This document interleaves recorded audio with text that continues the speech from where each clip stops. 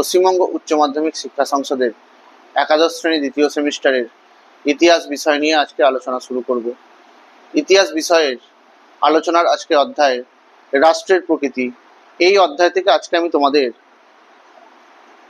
বিখ্যাত লেখক অর্থাৎ যিনি অর্থশাস্ত্রের রচয়িতা সেই চাণক্য বা কৌটিল্য তার বর্ণিত সপ্তাঙ্গ তত্ত্ব, যা রাষ্ট্রতত্ত্ব নামেও পরিচিত, সেই সপ্তাঙ্গ তত্ত্ব নিয়ে আলোচনা শুরু করব।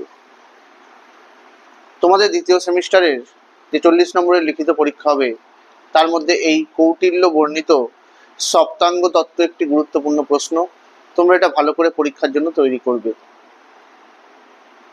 চাণক্য বা কৌটিল্যের রচনা করা অর্থশাস্ত্র এই গ্রন্থটির ষষ্ঠ অধিকরণ মণ্ডলজনিতে এই রাষ্ট্রতত্ত্ব এবং রাষ্ট্র পরিচালনার ক্ষেত্রে যে সকল নিয়ম নীতিগুলি আলোচনা করা হয়েছে তার মধ্যে একটি উল্লেখযোগ্য অংশ হচ্ছে এই সপ্তাঙ্গ তত্ত্ব।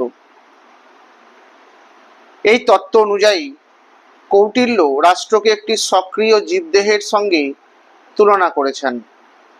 তিনি বলতে চেয়েছেন, একটি জীবদেহের যেমন বিভিন্ন অঙ্গ প্রত্যঙ্গ থাকে, তেমনই রাষ্ট্র পরিচালনার ক্ষেত্রেও বিভিন্ন অঙ্গ থাকে। আর সেই অঙ্গগুলি হলো স্বামী বা রাজা, দুর্গ, জনপদ, কোষ, দণ্ড, মিত্র ও অমাত্য। এই 7টি বিষয়কে একত্রেই বলা হয় সপ্তাঙ্গ তত্ত্ব।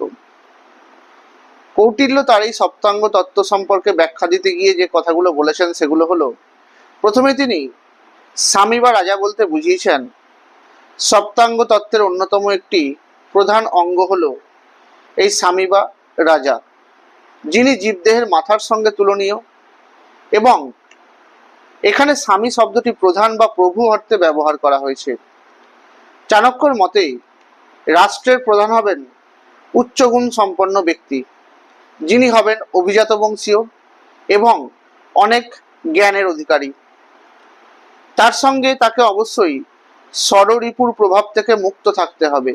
আর শুধু তাই নয়, রাজা হলেন সকল ক্ষমতার উৎস এবং সমগ্র প্রশাসনিক ব্যবস্থার ভরকেন্দ্র।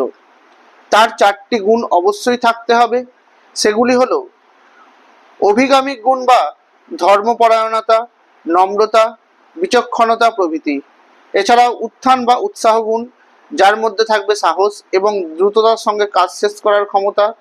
থাকবে আত্মসম্পন্ন গুণ, আত্মসম্পদ গুণের মধ্যে থাকবে বাগ্মিতা, সংকটকালে অবিচলিত থাকা,